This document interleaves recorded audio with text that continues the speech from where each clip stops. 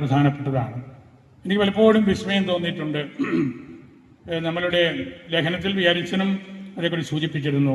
നമ്മുടെ 3 പള്ളികൾ കവിക്കുന്ന് മാറപ്രേമിൻ്റെ നാമത്തിലാണ്. നമ്മളുടെ സുറിയാനി സഭയുടെ ഏറ്റവും പ്രഗത്ഭനായ വ്യക്തിയാണ്.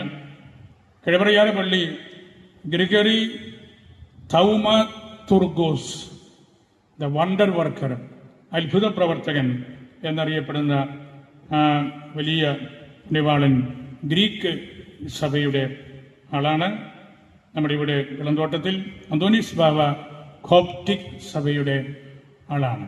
വലിയ 3 സംഗമമാണ്. ഇത് 3ഉം പൗരസ്ത്യ സഭകളാണ്.